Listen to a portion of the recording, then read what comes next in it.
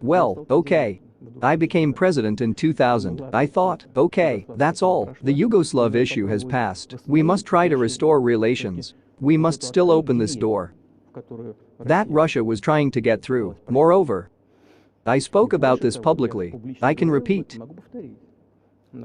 At a meeting here in the Kremlin with Bill Clinton, who is leaving power, right next to him, in the next room, I told him.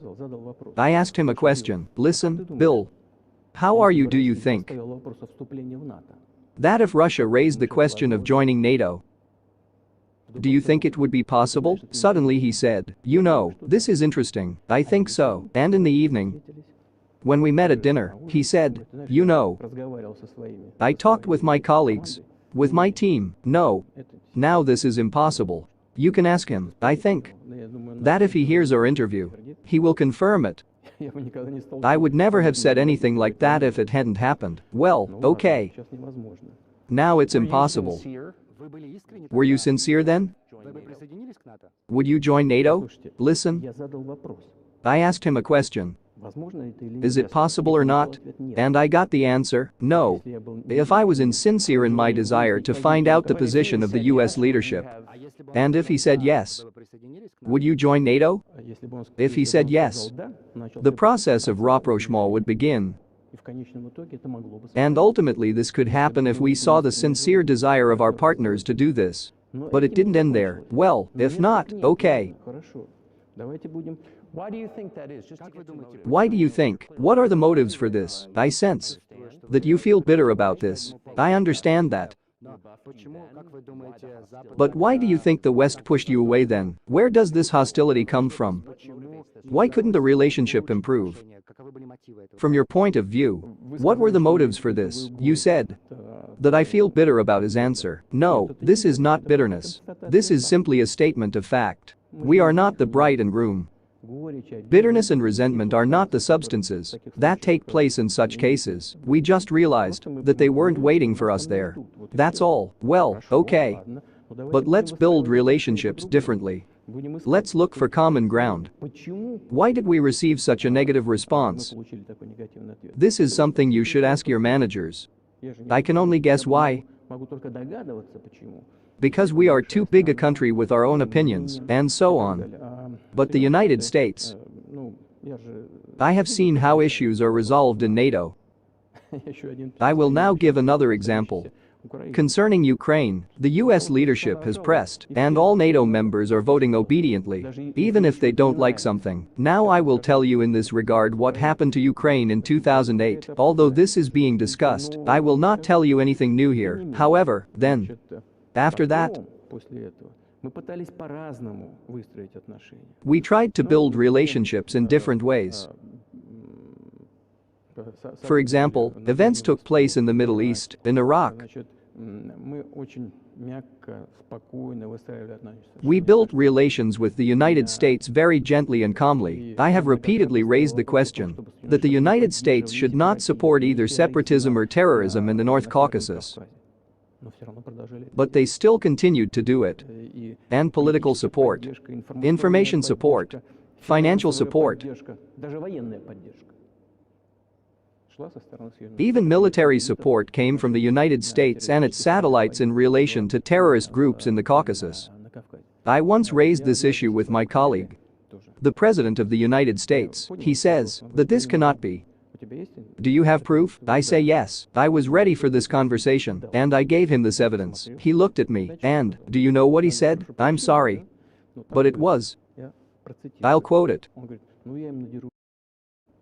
He said, well, I'll punish them. We waited a long time for an answer. But there was no answer. I say to the director of the FSB, write to the CIA. Is there any result of the conversation with the president? He wrote twice, and then we received an answer. We have this answer in the archives. The answer came from the CIA. That they were working with the opposition in Russia, and they believe that this is correct, and that they will continue to work with the opposition. That's funny. Well, okay, we realized that there would be no conversation. Is this the opposition? Of course. In this case we meant the separatists. The terrorists who fought with us in the Caucasus. It was about them. They called it opposition. This is the second point. The third point, very important, is the issue of creating a US missile defense system. The beginning of this process, we spent a long time trying to persuade the United States not to do this. Moreover, after George Walker Bush's father, George Herbert Walker Bush, invited me to visit him overseas, a very serious conversation took place there with President Bush and his team. I proposed that the United States, Russia and Europe jointly create a missile defense system. We believe that if it is created unilaterally, it threatens our security, despite the fact that the United States officially said that it was created against missile threats from Iran. This is how they justified the creation of missile defense. I suggested that the three of them work, Russia, the USA and Europe. They said it was very interesting. They asked me, "Are you serious?" I say absolutely. When was this?